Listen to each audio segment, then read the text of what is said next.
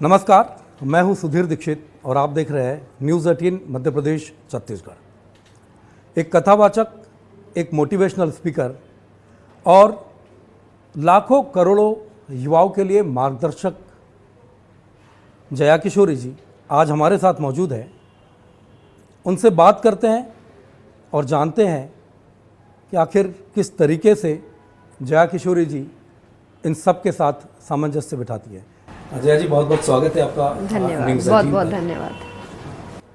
6 साल की उम्र से लगातार आप कथा कर रही हैं, सुना रही हैं। कैसे सिलसिला ये शुरू हुआ था? कैसे तो खास कुछ नहीं, क्योंकि 6 साल की उम्र बहुत ही छोटी उम्र होती है, तो कोई सोच विचार के शुरू किया गया सफ़र नहीं था। ये एक अचानक से शुरू हुआ सफ़र था, जो भजनों से शुरुआत हुई, फिर कथाओं की तरफ मुड़े, अब मोटिवेशनल सेशंस की ओर आगे बढ़ रहे हैं। तो ये एक ऐसा सफ़र था जो पता नहीं कब शुरू हो गया, लेकिन शायद उनकी कृपा थी, इसीलिए। एक छोटी सी बच्ची के मुंह से सुरीली कथाएं, ईश्वर की गाथा कैसे ये आती? कोई देवीय शक्ति है, देवीय चमत्कार ये होता है, या अपने आप को आपने ऐसे तैयार किया इस चीज़? देखिए, शक्ति तो सब में है भगवान की। आप कहते हैं ना कि भगवान सबके अंदर विराजते हैं, बस आपको रियलाइज़ होने की देर होती है। तो फिर वो, मगर मुझे नहीं पता, वो भगवान ही जाने। और ये मान के चलती हूँ कि उनकी कृपा ज़रूर है, कोई शक्ति ज़रूर है जो आपके साथ रहती है हर वक्त। और दूसरा, मेहनत बहुत है, बिल्कुल है, मेरी मेहनत है, मेरे परिवार की मेहनत है, हम सब ने बहुत मेहनत की है, और तब जाकर हम ऐसी कोशिश कर पा रहे हैं कि अपनी कथाओं के थ्रू, मोटिवेशनल सेशंस के थ्रू कि एक बदलाव ला सके, चाहे वो किसी की ज़िंदगी का बदलाव हो, चाहे किसी को थोड़ा सा प्रसन्न करने का बदलाव हो, जो भी हो, पर कुछ अच्छा कर सके। जैसे आपने कहा कि एक छोटा सा बदलाव, कहते हैं ना कई बार कि बहुत छोटा सा जो बदलाव होता है वो कभी कभी बहुत बड़े परिणाम दे जाता है। जिस तरह के बदलाव की आप बात करते हैं, सकारात्मकता की हम बात करें कि जो निगेटिविटी लोगों में फैल रही है, आप इसको कैसे देखती है? कि आजकल किसी भी चीज़ को लेकर, जैसे एक हम बात करें, सामान्य सा उदाहरण अगर हम देते हैं कि घर से निकले, आप अक्सर बताती भी हैं कि फ़ोन पर ही आदमी छोटा झूठ बोल देता हो कि बस मैं 5 मिनट में पहुंच रहा हूं, जबकि उसको पता है कि वो 15 मिनट में पहुंचेगा। कैसे ये निगेटिविटी लोगों में आ रही है, या क्या ज़रूरत है छोटे छोटे झूठ बोलने की? ये कहीं ना कहीं सच से बचने का एक तरीका है। और मैं हमेशा कथाओं में भी कहती हूँ कि आपको लग सकता है कि जो छोटे छोटे हम जो शब्द यूज़ करते हैं कि छोटा झूठ है, तो कहीं ना कहीं हम उसको ये बोल के हटाने की कोशिश करें कि इससे कोई फ़र्क नहीं पड़ता, पर इनसे बहुत फ़र्क पड़ता है। कहते हैं ना कि छोटी छोटी आदतें ही बड़ी आदतें बनाती हैं। तो अगर आप छोटे छोटे झूठ बोल रहे हैं, धीरे धीरे वो बड़ा झूठ एक दिन बन जाएगा। और अगर आप छोटे छोटे सच का सामना नहीं कर रहे हैं, तो एक दिन बड़े सच का सामना नहीं कर पाएंगे आप। तो ये कहीं ना कहीं सच्चाई से बचने का तरीका है। पर मैं हमेशा कहती हूँ कि आप कितनी भी कोशिश कर लीजिए, सच से बच नहीं सकते। सच्चाई सामने आती है, और अगर आप छोटे सच का सामना नहीं करें जो आपकी ज़िंदगी का सच है, तो जब एक बार जो संसार का सत्य सामने आएगा, तो आप शायद ही उसका कभी सामना कर पाएंगे। जैसे कहा भी जाता है कि एक बार आप जब सच बोलते हैं तो आपको सच याद नहीं रखना पड़ता, और अगर आप झूठ बोलते हैं तो आपको याद रखना पड़ता है, क्योंकि कहते भी है कि एक झूठ छुपाने के लिए आप 100 झूठ बोलते हैं, जो चीज़ें चलती हैं। आध्यात्मिकता की बात करें हम, 6 साल की उम्र से आप लगातार जुड़ी हैं। इतनी कम उम्र में इतना नाम, इतनी प्रसिद्धि, शोहरत, सारी चीज़ें हैं। कैसे आप इसको हैंडल करते हैं, कैसे सामंजस्य बिठाते हैं उसके साथ? ये कहीं ना कहीं एक इमोशन की बात है, क्योंकि अगर आप सच में आध्यात्मिकता की बात कर रहे हैं, कहा जाता है ना, प्रैक्टिस व्हाट यू प्रीच, कि आप जो बोल रहे हैं उसको अपने जीवन में लागू भी करिए। तो जब आप शास्त्रों की बात करते हैं, ग्रंथों की बात करते हैं, अगर गीता जी का भी एक छोटा सा पार्ट लिया जाए, तो उसमें भगवान ने अर्जुन से यही कहा है कि तुम कोई होते नहीं हो करने वाले, हम हैं करवाने वाले। तो और कर्म भी, कहीं जब कर्म योग की बात आती है, तो यही है कि जो मैं जाना चाहिए। तो अगर आप ये मान के चल रहे हैं कि हम जो भी कर रहे हैं असल में हम नहीं हैं, वो बैठा करवा रहा है और उसकी शक्ति है, इस वजह से आप कर पा रहे हैं। जिस दिन वो हट गई तो शायद मैं ही रहूँगी, आवाज़ भी यही रहेगी, दिमाग भी यही रहेगा, पर जो काम आज कर रहे हैं वो काम नहीं कर पाएंगे। तो ये जब सोच आप लेकर चलते हैं तो अपने आप चाहे प्रसिद्धि है, चाहे यश है, चाहे फेम है, सब कुछ है, आप हैंडल कर लेते हैं, क्योंकि ये चीज़ें आपको हावी नहीं होने देगी, क्योंकि आपके अंदर वो है ही नहीं दिमाग में कि मैं सब कुछ कर रही हूँ। मैं नहीं कर रही हूँ, करने वाला वो है, मुझे एक इंस्ट्रूमेंट बनाया गया है, तो बस उसका काम अच्छे से करना है। मैं की आप बात करते हैं, मैं कई बार लोगों पर होता है कि छोटी छोटी चीज़ें हासिल करते हैं, मैं बहुत हावी हो जाता है लोगों पर। एक शक्ति की आपने बात की, जब कोई विचार आप करते हैं, कुछ सोचने बैठते हैं, या जैसे आपने कहा कि हम प्रीच करते हैं चीज़ों को, तो कुछ सोच के करते हैं या कोई ऐसी शक्ति मिलती है जिससे कि आता है कि हाँ ये चीज़ मुझे करनी है? कैसे आपके पास ये ख्याल कैसे आते हैं, विचार कैसे आते हैं? ये दोनों ही तरफा है। सोचते भी बिल्कुल है कि जब कथाओं में चिंतन की बात होती है तो चिंतन यही है कि आपका रोज़ाना एक टाइम, पर्टिकुलर टाइम दिन का होना चाहिए जब आप खुद के बारे में सोच रहे हैं कि आप क्या कर रहे हैं, आपको क्या और नया करना चाहिए, किस चीज़ों की और ज़रूरत है। तो ये एक चिंतन है, और हर व्यक्ति को जो बदलाव लाने की कोशिश कर रहे हैं उनको अपने जीवन में ये एक टाइम पीरियड रखना चाहिए दिन का, तो वो भी करते हैं। और इसी वजह से शायद भजनों से, कथा से मोटिवेशन की तरफ बढ़े हैं, क्योंकि लगा है कि ये हो गया, अब नया क्या, अब और क्या करें। तो ये भी एक पार्ट है। दूसरा पार्ट है कि जो आपने कहा शक्ति है, तो वही है कि वो पता नहीं पर ज़रूर है। आप जैसा मैंने कहा कि अगर वो नहीं होगी तो मैं ही हूँ, मैं पहले भी मैं ही थी, यही काम कर रहे थे, पर वो जब बदलाव दिखता है तो आपको भी समझ आता है कि अब यहाँ से कृपानी शुरू हो गई है, इसीलिए वो लोगों को भी दिख रहा है। या शायद मान लीजिए आपको भी दिख रहा है, बात मैं पहले भी कर रही थी, लेकिन आपकी नज़र अगर पड़ी है या किसी को बात अच्छी लगी है, तो मैं ऐसा मानती हूँ कि उसने अब वो शक्ति दे दी है। शायद वो लाइव टेलीकास्ट उन्होंने पहले किया है, तब जाके हम ये टेलीकास्ट कर पा रहे हैं। ज़रूर। ये तो कहा जाता है कि आप जिस दिन जन्म लेते हैं उसी दिन आपकी किताब लिख दी जाती है, आपकी कुंडली लिख दी जाती है, पोथी लिख दी जाती है कि आप जीवन में क्या करेंगे और कैसे करेंगे। आध्यात्मिकता की हम बात करते हैं, मौजूदा दौर में आपके लिए आध्यात्मिकता क्या है और कैसे आप देखते हैं आध्यात्मिकता को? एक व्यक्ति के जीवन में कितनी महत्वपूर्ण है आध्यात्मिक होना उसके लिए? आध्यात्मिकता एक तो एक बहुत बड़ा सेक्टर है। आप जितना डूबते जाए आप उतने ऊंचाइयों पर पहुंचते हैं। पर अगर बहुत साधारण शब्दों में कहें तो 2-3 चीज़ें हैं जो आपको आध्यात्मिकता की ओर लेकर जाती है, और वो कहीं ना कहीं आपका उद्देश्य है कि आप किस इंटेंशन के साथ काम कर रहे हैं, और आप एक लार्जर स्केल पर सोच रख रहे हैं अपना। जब व्यक्ति आध्यात्मिक होता है तो वो हमेशा हर काम से पहले ये सोचता है कि इससे भला कैसा होगा। जैसे मैं हमेशा कहती हूँ कि एक डॉक्टर अगर अपना काम अच्छे से कर रहे हैं, उनकी पहली सोच या पहला उद्देश्य है कि उनकी जो पेशेंट है वो उनकी सेवा कर सके, उनका काम अच्छे से कर सके, उनको आराम दिला सके, और फिर वो अपने बारे में भी सोच रहे हैं। ये डॉक्टर स्पिरिचुअल है। अगर एक टीचर जब बच्चों को पढ़ा रहे हो तो उनका पहला उद्देश्य है कि वो शिक्षा देना चाहते हैं, वो चाहते हैं कि हर व्यक्ति शिक्षित हो, अच्छे विचारों के साथ हो। ये टीचर स्पिरिचुअल है।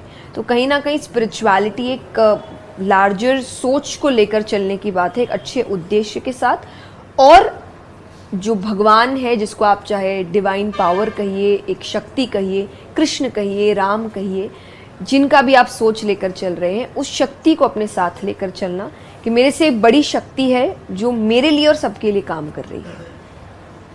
इस शक्ति में जो आध्यात्मिकता की हम बात करते हैं कि एक आध्यात्मिक, मान लीजिए एक व्यक्ति की हम बात करें कि कोई व्यक्ति कैसे आध्यात्मिक होता है, वो आचरण से अपने आध्यात्मिक होता है, या फिर उसके आसपास का जो परिवेश होता है वो उसको आध्यात्मिक करता है, या फिर उसको आध्यात्मिक बनाया जा सकता है? आपके विचार में क्या लगता है, कैसे वो एक व्यक्ति का आध्यात्मिकता का आप कैसे परिचय कर सकते हैं? पहला तो हर व्यक्ति आध्यात्मिक होता है पर वो रियलाइज नहीं करता है, तो उसके कई टेक्निक्स हो सकते हैं।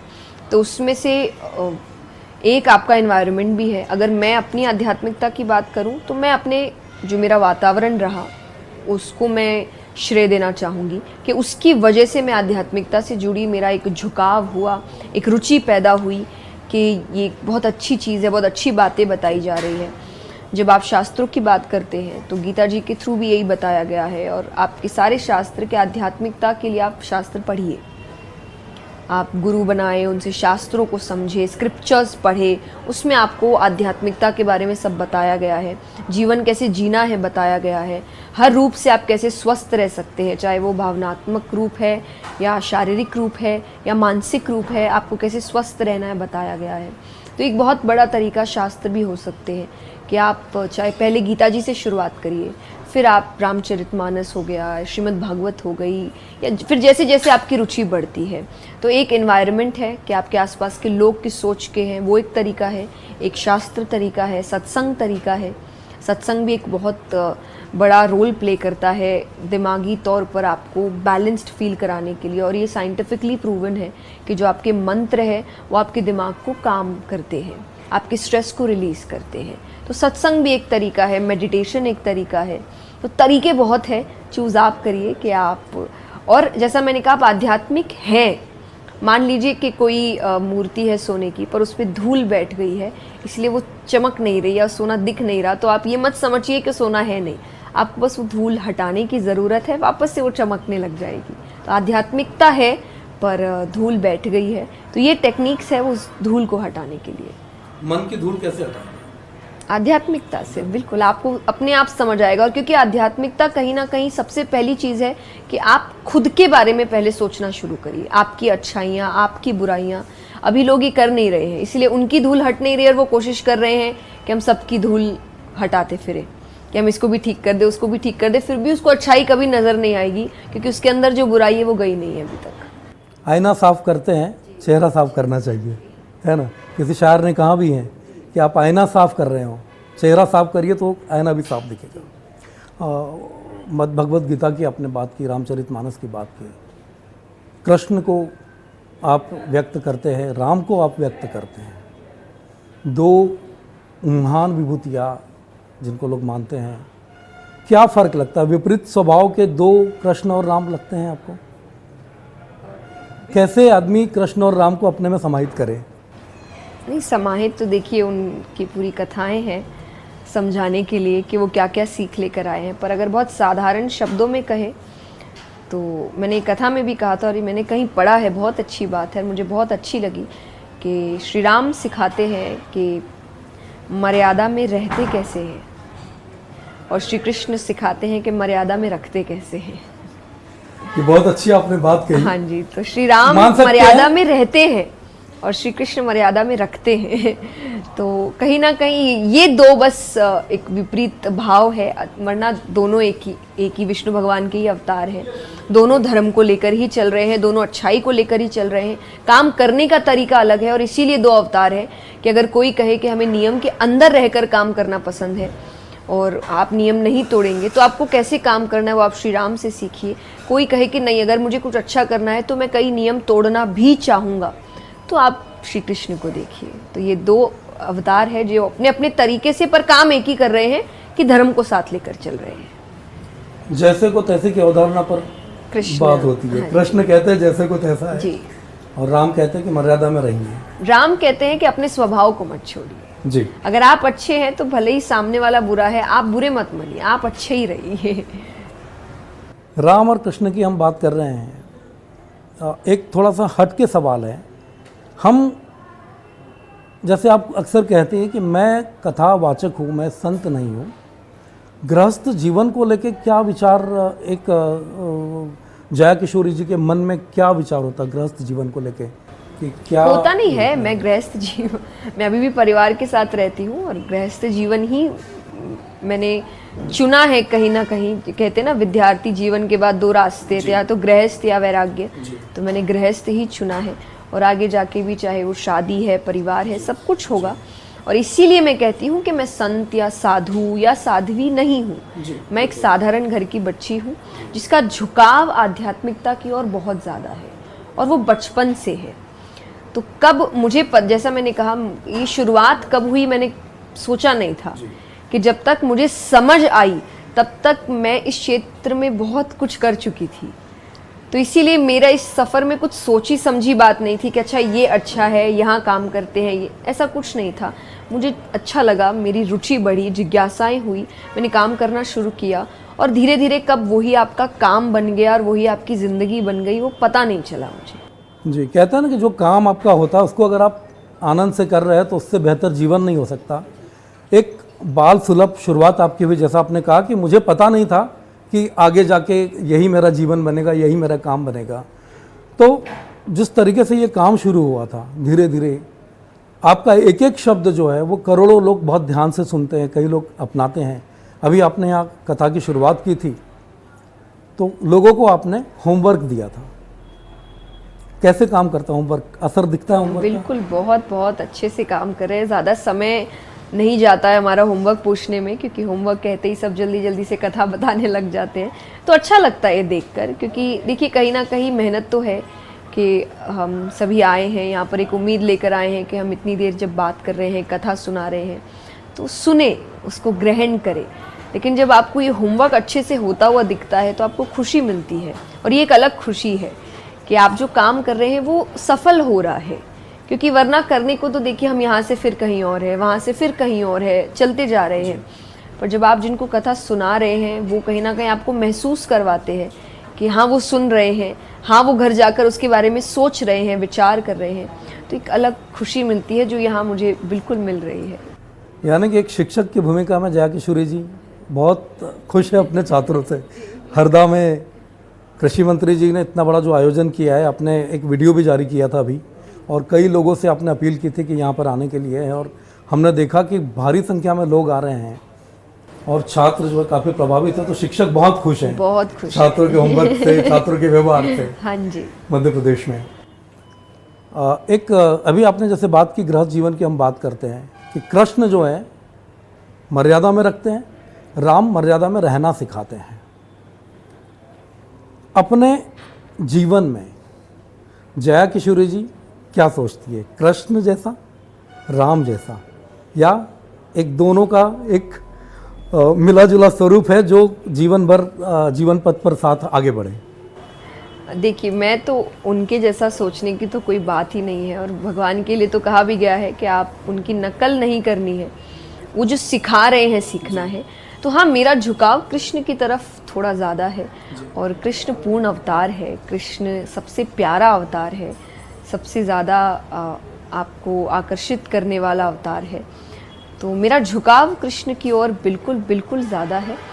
पर जैसा मैं हमेशा कहती हूँ कि मैं बहुत ज़्यादा धार्मिक हूँ, मैं रिलीजियस हूँ, भक्ति काफ़ी है वो, इसीलिए तो आप जब श्री राम की भी बात होगी तो शायद मेरे मन में भाव उतने ही ज़्यादा होंगे, उनका भी भजन होगा तो मैं उतने ही भाव के साथ सुनूंगी, उनकी बात होगी तो मैं उतने ही भाव से कहूँगी। लेकिन अगर आप एक पर्टिकुलर अगर आप नाम कहेंगे तो मैं कृष्ण का नाम ज़रूर लेती हूँ, पर मेरे लिए आप श्री राम हैं, महादेव जी है, कृष्ण है, दुर्गा माता है, आप भगवान के नाम, मेरे भाव एक ही रहते हैं, क्योंकि मैं मानती हूँ शक्ति एक ही है, नाम कई है पर शक्ति एक ही है। एक विचार है हमारा ये भी, जैसे आपने कहा कि कृष्ण मर्यादा में रखते हैं, और जिस तरह से अपने भावना जो व्यक्त की है, तो हमें भी ऐसा लगता है कि मौजूदा दौर में कृष्ण का होना ज़्यादा ज़रूरी है ना, ताकि जिस तरह का माहौल है या जिस तरह की नकारात्मकता आसपास घुल रही है, तो लगता है कि कृष्ण ही उस पर नियंत्रण रख सकते हैं। तो निश्चित तौर पर कि करते हो तुम कन्हैया, मेरा नाम हो रहा है जी। एक और सवाल है छोटा सा बहुत, जिसका जवाब बहुत संक्षेप में हम जानना चाहेंगे कि जया किशोरी जी छोटी उम्र में इतनी शोहरत, इतना नाम, लोग बातों को मानते हैं, सारी चीज़ों का है। एक पहलू यह है कि जया किशोरी जी दान पुण्य और मदद में भी बहुत आगे हैं, तो कैसे आप उन चीज़ों को करती हैं? मैं इस पर ज़्यादा काफ़ी संक्षिप्त, क्योंकि मुझे उतना अच्छा नहीं लगता। दान पुण्य ऐसी चीज़ है कि आप जब करें तो आप बताएं, ना ही तो ज़्यादा अच्छा है। पर बिल्कुल मैं इस पर बात करती हूँ कि आपसे जितना हो सके आप सहयोग करिए, और आपके आसपास ही आपको कई लोग दिख जाएंगे जिनको मदद की ज़रूरत है। और मदद भी तन मन धन, जैसा मैंने कथा में कहा कि ज़रूरी नहीं कि सिर्फ धन की सहयोगिता ही दान माना जाएगा या सहयोग माना जाएगा। आप तन मन धन से सेवा कर सकते हैं, आप मन से सेवा, किसी को खुश करें, उनके बारे में अच्छी बातें करें, उनकी अच्छाइयाँ देखें, वो बड़े खुश हो जाते हैं। आज ये कम हो गया है कि आप लोगों की तारीफ़ करें, हम बुराइयाँ ढूंढने में ही लगे हैं कि वो ख़राब है, वो ऐसा है, पर थोड़ी अच्छाइयाँ भी ढूंढिए, व्यक्ति खुश हो जाता है। तो थोड़ी खुशी बांटने से भी सेवा ही है। तन की भी सेवा है कि आप शारीरिक तौर से किसी की मदद कर रहे हैं, धन की सेवा है कि जब आप धन से कर सकते हैं आप सेवा कर रहे हैं। तो अर्थ यही है, मॉरल यही है, सेवा करिए। आपके कारण किसी की ज़िंदगी में अगर बदलाव आता है किसी भी रूप से तो वो एक सेवा है और बहुत अच्छी बात है। और शायद यही एक एक्स्ट्रा काम आप कर सकते हैं। इंसानियत इसी को कहते हैं। भगवान ने आपको दिमाग दिया है, आपको शक्ति दी है काम करने का, लेकिन सिर्फ इसलिए नहीं कि आप अपना ही पेट भर सके, आपकी वजह से दूसरों की ज़िंदगियाँ भी बदलनी चाहिए। इससे बड़ी सेवा और कोई नहीं है। अगर आपने जन्म लिया है तो उस जन्म को सार्थक कैसे करना है, ये बहुत अनिवार्य है। एक बहुत छोटा सा और अंतिम सवाल है। बहुत सारे लोग निगेटिविटी में घिरे, जो हम बात की थी शुरुआत में भी हमने, कि कैसे लोग अपने अंदर जो नकारात्मकता आ रहे, आप जैसे कह रहे हैं कि लोग बुराइयां खोजने में लगे हैं, निगेटिविटी। तो क्या संदेश आप न्यूज़ 18 के माध्यम से जो लाखों करोड़ों लोग आपको देखते हैं सुनते हैं, उनको आप क्या संदेश आप देना चाहेंगे? देखिए, पहला तो जो एक साधारण जब नेगेटिविटी की बात आती है, हम कहते हैं कि ये इंसानियत नहीं है। इंसान का काम है अच्छी चीज़ें करना, अच्छे विचार रखना, अच्छा बदलाव लाना।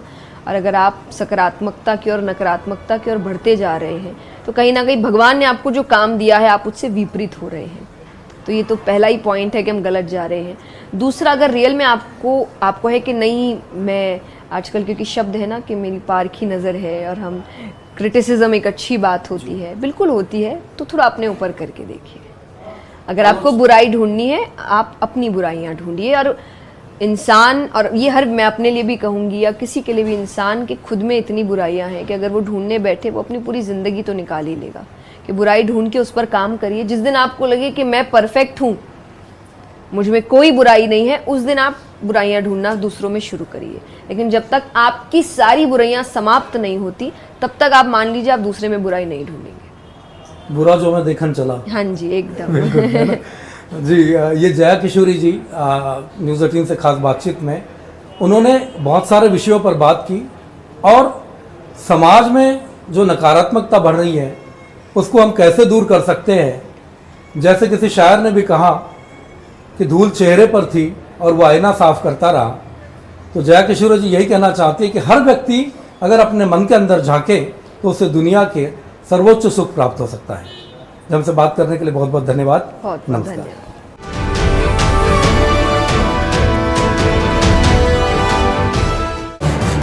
इस न्यूज़ के